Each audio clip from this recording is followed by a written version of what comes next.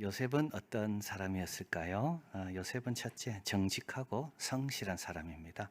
아버지 양을 칠 때 형들의 잘못을 아버지에 고해 바쳤는데 이는 그가 고자질쟁이라서가 아닙니다. 형들이 아버지의 기준과 방법대로 하지 않았기 때문입니다. 요셉의 성실과 정직은 형들의 안부를 물으러 가는 장면에서도 그대로 나타납니다. 헤브론에서 세겜까지 형을 만나러 갔습니다. 46km입니다. 형이 없었습니다. 형들이. 그래서 사람에 물어서 다시 도단, 약 한 24km 더 위험한 곳. 근데도 요셉은 아버지가 형의 안부를 물으라 그랬기 때문에 아버지의 그 뜻을 행하기 위해서 그 위험을 감수하고 형들을 만나러 갔습니다. 이런 성실은 보디발의 집에서도 드러났습니다. 감옥의 간수장에게 인정받은 이유도 여기 있습니다. 총리가 된 뒤 요셉이 한 게 뭘까요? 애굽의 온 땅을 순찰합니다. 그리고 요셉은 중간에 착복했다는 말이 없습니다. 바로의 재산은 자꾸 늘고 백성들은 자꾸 평안해지고 요셉은요 그 중간에서 아무것도 떼먹은 게 없습니다. 정직하고 성실했습니다. 요셉은 또 잘 배우고 성장하는 자입니다. 원래 야곱의 형제들 요셉도 그렇고 목축에 익숙한 사람입니다. 그런데 이제 애굽에 오면 애굽은 목축을 가증히 여기거든요. 그래서 그건 더 이상 거기서 배운 기술은 애굽에서 사용될 수가 없습니다. 보디발의 집에서는 이제 새로운 걸 배워야 됩니다. 농사 짓는 겁니다. 근데 요셉은 그걸 잘합니다. 저절로 된 게 아닙니다. 노력했습니다. 관찰하고 기도하고 시도해보고 꾸준하게 하고 이런 것이 축적되다 보니까 어떻게 됩니까? 요셉은 전문가가 이제 된 겁니다. 요셉은 믿음도 늘 배워가고 있습니다. 그래서 감옥에 갔을 때 하나님이 감옥에도 계시는구나를 알았습니다. 그리고 술 맡은 관원장이 요셉을 잊어버리잖아요. 이때 요셉은 또 배웁니다. 사람은 믿는 게 아니구나. 그리고 요셉은 아버지한테도 많이 배웁니다. 이제 오늘 본문 이 지금 맹세시키는 거 있잖아요. 자기 해골을 메고 가라는 거. 이거는 다 누가 하던 거였습니까? 자기 아버지가 하던 거였습니다. 그래서 요셉의 삶의 특징은 확장성인데요. 이 확장적인 사람들은요, 배우는 사람입니다. 겸손해서 배우면요, 자꾸 지경이 넓어집니다. 그리고 세 번째로 요셉은 감성적이고 공감이 뛰어난 자입니다. 지난주 말씀드린 것처럼 요셉은 총 10번 울었다고 성경에 나와 있습니다. 자기 때문에 울 때도 있고요. 자기 엄마 생각나서 울 때도 있었고요. 그리고 형들이 안 돼서 울 때도 있었습니다. 요셉은 참 눈물이 많은 사람입니다. 그리고 요셉은 감옥에서 죄수들을 볼 때도 맡았을 때도 죄수들의 얼굴을 살폈습니다. 그래서 그 얼굴에 수색이 있는가 없는가 공감 능력이 뛰어납니다. 그리고 특별히 47장에 보면 애굽의 기근이 아주 심해집니다. 그래서 사람들이 전부 굶어 죽게 돼 있고 전부 좋은 가축들을 팔게 돼 있고 자기 몸마저 팔게 됩니다. 종으로. 이때 요셉이 그들을 다 도와줍니다. 그래서 47장 25절 그들이 요셉에게 나와 이야기합니다. 당신이 우리를 살렸습니다. 그냥 요셉은요, 사람 숫자로 보는 사람이 아닙니다. 숫자 뒤에 사람을 볼 줄 아는 게 요셉입니다. 그래서 요셉이 이렇게 이야기합니다. 5분의 1은 바로에게 줘라. 5분의 4 가지고 네 종자를 삼고 네 자녀와 아내와 함께 먹어라. 요셉은 그 한 사람만 보는 게 아닙니다. 그 뒤에 자녀까지 볼 줄 아는 게 요셉이죠. 그러니까 요셉을 만나니까 어떻게 됩니까? 그런 그런 배려심, 그런 공감. 그래서 요셉에게 와서 감사하다고 말하는 겁니다. 여러분 성공한 사람은 누군지 아십니까? 감사하다는 말 들으면요 성공한 겁니다. 마지막으로 요셉은 하나님의 것과 사람의 것을 잘 구분했습니다. 요셉이 이렇게 계속 쓰임받는 이유는 형들에게 말한 것처럼 내가 하나님을 대신하겠느냐. 여러분 모든 불행의 씨앗은 어딘 줄 아십니까? 내가 하나님 되려는 데 있습니다. 꼭 기억하십시오. 내가 자꾸 하나님보다 앞서려는 거, 내가 자꾸 하나님의 영역에 침범하려는 거, 이거는 마귀가 유혹합니다. 왜냐하면 우리의 평안을 뺏어가려고요. 하나님과 우리의 사이를 더 멀어지게 하려고요. 마귀는 끊임없이 괜찮다라고 이야기합니다. 여러분 괜찮은 게 아닙니다. 하나님이 괜찮다는 것이 괜찮은 거지 세상이 괜찮다는 걸 따라가다가는 선악과를 따먹는 거죠. 부르기만은 이렇게 말합니다. 하나님의 속한 것과 사람의 속한 것을 구별하는데 정통에 있는 사람이 요셉이다. 하나님의 것을 침범하기를 거부하는 고도의 신학적 감수성, 이것이 요셉이다. 자, 그래서 애굽 왕 바로는 요셉을 딱 처음 만났습니다. 예, 감옥에 오래 있었거든요. 그게 딱 만나서 요셉 이야기를 딱 들어보니까 보통 사람이 아닙니다. 이렇게 이야기합니다. 41장 38, 39절. 이와 같이 하나님의 신이 감동한 사람을 우리가 어찌 얻을 수 있으랴. 요셉에 이르되 하나님이 이 모든 것을 내게 보이셨으니 너와 같이 명철하고 지혜 있는 자가 없도다.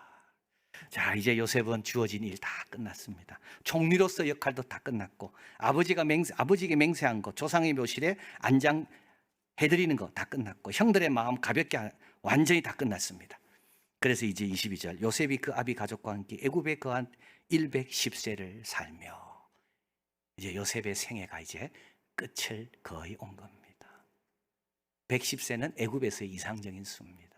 노아 홍수 이후 이제 수명이 줄어드는 거죠. 아브라함은 175세, 이삭은 187세, 야곱은 147세, 여호수아는 110세, 모세는 120세, 여기 있는 요셉은 110세.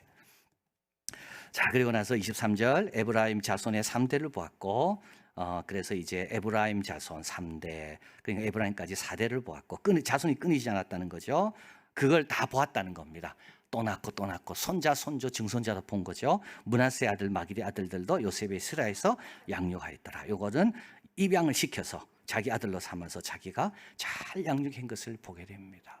먹이는 건 아버지가 더 잘 먹일 겁니다. 요셉은 뭘 먹였을까요? 영의 양식을 먹인 거죠. 이거 누구한테 배웠어요? 아버지한테 배운 거예요. 야곱은 130에 애굽으로 가잖아요. 그래서 17년 동안 147년 동안 뭐 했습니까? 놀지 않았습니다. 에브라임 므낫세 축복하고 12자녀들 축복하고 그리고 자기를 가나안 땅에 묻으라고 약속을 상기시키는 걸 하고 요셉은 이걸 딱 보고 자기의 노년도 이 하나님의 약속을 내가 유산으로 남겨야 되겠다.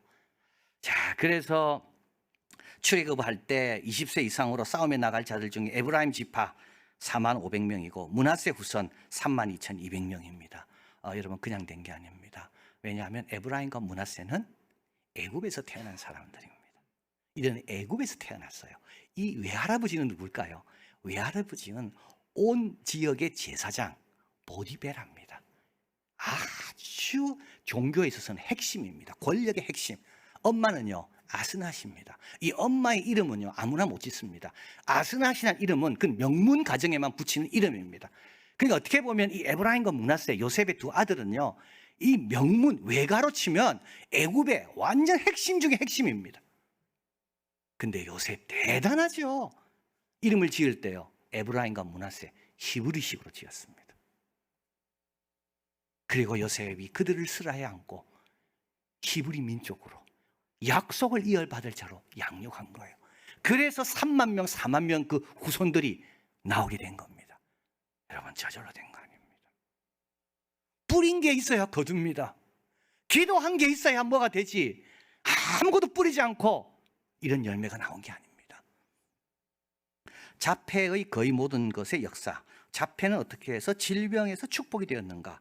이제 이 책에 보면 첫 번째 자폐 진단받은 환자가 나옵니다. 1933년생 도널드 트리플렛입니다. 물론 그전에도 있었습니다. 자폐증. 그러나 그거를 발견한 거죠. 이게 자폐증이라고 명명한 것은 이제 1938년도입니다. 그래서 1933년에 이 도널드 트리플렛이 태어났고 근데 이제 엄마가 키우다 보니까 뭐가 이상한 거예요. 반응이 없어요. 아무리 안아도 딱딱해. 눈을 마주치지 않아. 그리고 자꾸 어디 올라가서 떨어지려고 그래. 그리고 차가 있는데도 무서워하지 않고 막 돌진하고 말은 못하고. 그래서 여러분 자폐증 우리 만나시면 그렇습니다. 다른 세계에 삽니다. 그래서 뭘 자꾸 잡고 그래요. 뭘 자꾸 잡고.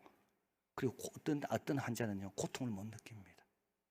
그래서 살이 타들어가는데도 고통을 못 느낍니다. 그래서 정서적 어떤 반응적 어떤 그런 장애, 사회적 장애, 옆에 사람이 있어도 관심이 없어요. 이게 자폐. 근데 이게 1938년도에 존스 홈키슨 대학의 소아정신과 전문의가 이 도널드 트리플렛을 진단하면서 처음으로 이 자폐증이다. 자폐 진단을 내립니다. 1942년 7월입니다. 미국 정신의학 저널에 이런 기사가 실리게 됩니다. 정신장애 어린이들이 안락사를 옹호하는 논문입니다. 결함이 있고 미래에도 희망이 없다고 판명된다면, 그리고 그 아이가 고통스럽다면 이 아이에게 안락사를 시켜야 된다. 첫 번째, 이 레오 카너라는 의사, 존스 홈키슨 대학 카너를 비롯하여 심리학자, 정신의학자, 특별히 부모들, 엄마들, 온갖 편견, 온갖 오해를 무릅쓰고 지켜냅니다. 그래서 지금은요, 많은 이해가 있었고 또 완치는 안 되지만 회복할 수 있는 많은 처방 방법들이 지금 나와 있습니다. 이 첫 번째 환자는 어떻게 됐을까요? 1933년생인데요. 80세 생일을 보냈습니다. 골프를 너무 좋아합니다. 운전을 잘합니다. 세계 여행 다니는 걸 제일 좋아합니다. 그리고요, 교회 오는 걸 너무 좋아합니다. 어디 갔다가도 자기가 어려서부터 다녔던, 부모하고 다녔던 그 장로교의 성경 공부 시간이면 무조건 참석합니다. 교인들도 훌륭합니다. 이분은 자기가 좋아한다는 표현을 이 고무 밴드를 쏘는 걸로 표현한대요. 그래서 예배 드리다가 고무 밴드를 맞는 거예요. 그럼 나를 좋아한다는 뜻이에요. 시험 받는 사람 아무도 없습니다. 이게 저절로 됐습니까? 저절로 되는 거는요, 그 안락사 시킨다는 그런 게 다 저절로 되는 거예요. 한 생명을 살려내고 복되게 쓰임받게 하려면요, 거기에 눈물과 시간이 들어가야 되는 거예요. 이 애굽에서 므낫세와 에브라임 후손이 저절로 나왔을까요? 요셉의 기도와 노력과 그 하나님의 역사가 있었기 때문에 거기서 나온 겁니다.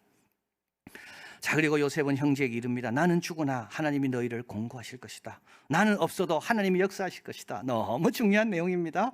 아브라함과 이삭과 야곱에게 맹세하신 땅에 너희를 이르게 하실 것이다. 자, 여러분, 이게 왜 중요하냐? 하나님의 약속은요, 당대에 이루어지는 것도 있지만 먼 후대에 이루어지는 것도 있습니다. 근데 그 약속을 아브라함이 받은 거거든요. 그러면 후대에 이루어지면 그 후대가 그 약속을 붙들고 살아야 되는 겁니다. 그래야지 하나님이 약속을 이루실 때 그 후대는 그 약속에 참여하며 약속의 영광을 누리는 겁니다. 그래서 신앙교육이 중요한 게 바로 이겁니다. 그러니까 요셉도 이걸 받았지만 요셉의 대도 이루어지지 않습니다. 그래서 요셉은요, 내 대에 이루어지지 않기 때문에 내 후대에 이루어져야 되기 때문에 그 후대가 이걸 알도록 교육시키는 겁니다. 히브리서 11장 39절, 이 사람들은 믿음으로 말미암아 증거를 받았습니다. 그러나 약속된 것을 받지 못했습니다. 하나님이 우리를 위하여 더 좋은 걸 예비했습니다. 우리가 아니면 그들로 온전함을 이루지 못하게 하십니다. 아브라함이 받은 약속이 언제 이루어집니까? 430년 뒤에 이루어지거든요. 그래서 그 아브라함의 약속이 온전하게 지려면 430년 동안 믿음을 지키는 사람이 있어야 되는 겁니다. 예수님이 한 약속은 주님 오실 때 이루어집니다. 그때까지 믿음을 붙잡고 사는 사람이 있어야지 그 약속이 온전해지는 겁니다. 이게 신앙생활이에요. 신앙생활은 내 기도 제목, 내 필요, 그것만이 전부가 아닙니다. 조상 대대로부터 유산으로 받은 그 약속을 끝까지 부여잡고 거기에 맞게 사는 게 그게 신앙생활입니다. 25절, 요셉이 또 이스라엘 자손에게 맹세시킵니다. 하나님이 정녕 너희를 공고하실 것인데 너희는 여기서 내 해골을 메고 올라가겠다 하라. 요셉의 또 다른 꿈입니다. 내가 여기서 죽지만 요셉은 꿈꿉니다. 내 해골은 가나안 땅에 묻힐 것이다. 여러분, 꿈도 두 종류입니다. 개인적인 꿈이 있고요, 조상으로부터 받은 꿈이 있습니다. 꼭 기억하시길 바랍니다. 교회를 통하여 주님께서 주신 꿈이 있습니다. 주님 오실 때까지 지키고 가르치고 붙들어야 될 그 꿈. 그 꿈은 내 개인의 꿈이 아닙니다. 요셉의 개인의 꿈은 형들이 절하는 겁니다. 그 꿈은 이루어졌습니다. 그런데 요셉은 지금 그 꿈 말고 또 다른 꿈을 꾸고 있습니다. 하나님께서 정녕 너희를 공고하시리니 너희가 애굽에서 나갈 것이다. 이때 내 해골도 메고 나가라. 자, 그리고 26절, 요셉이 110세에 죽습니다. 그들이 그 몸의 향재료, 요거는 미라라 말씀드렸습니다.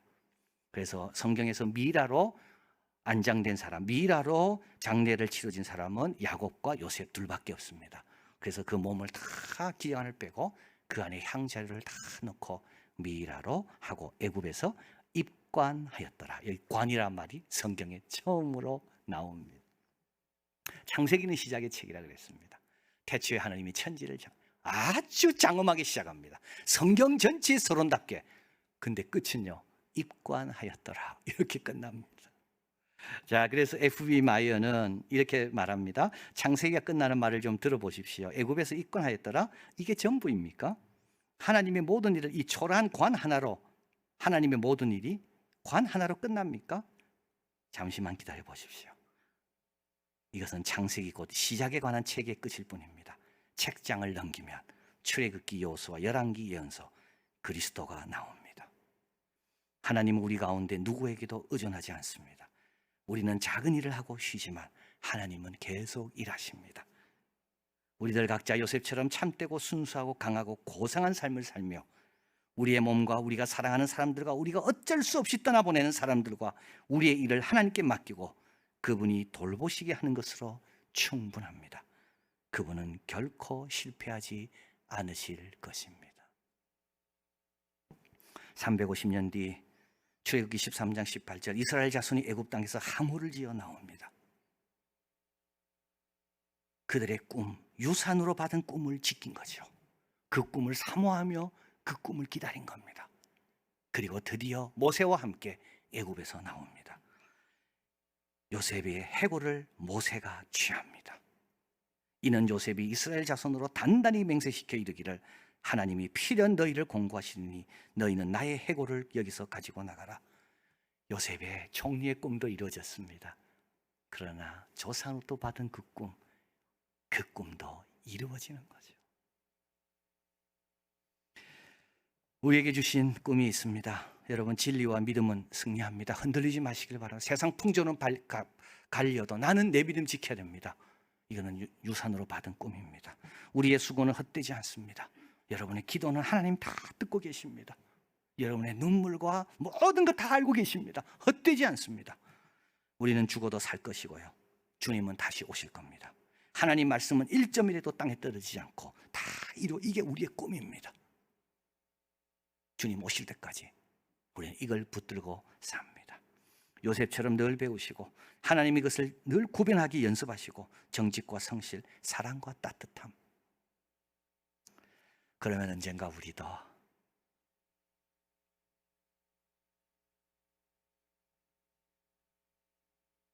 우리의 일을 마치게 될 거예요. 우리도 작은 일을 마치고 17세에 꿈꾸던 요셉이 110세에 입건하였더라. 우리도 그렇게 될 겁니다. 그러나 우리에게 하나님이 약속하신 바는 다 이루어질 것이고 그것을 환영하며 영광 돌리는 우리가 다 될 줄을 믿습니다. 사랑하는 하나님, 요셉이 17세 때 꿈꿀 때 110세가 올지 누가 알았겠습니까? 그러나 세월은 이렇게 쏜살같이 지나서 입건하였더라. 참 이 기사를 대하게 됩니다.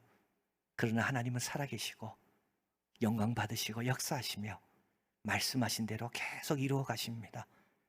이 하나님, 우리에게 약속한 바 우리 당대로 끊어지지 않도록 도와주시고 우리도 끌어안고 양육하고 말씀하고 기도하고, 그래서 언젠가 주님께서 호련히 임하실 때 우리 함께 다 일어나 주님께 영광 돌리고 신실하게 주님 앞에 면류관 받고 기뻐하는 그런 모습이 우리에게 다 있도록 축복하여 주시옵소서. 예수 그리스도 이름으로 기도하옵나이다. 아멘.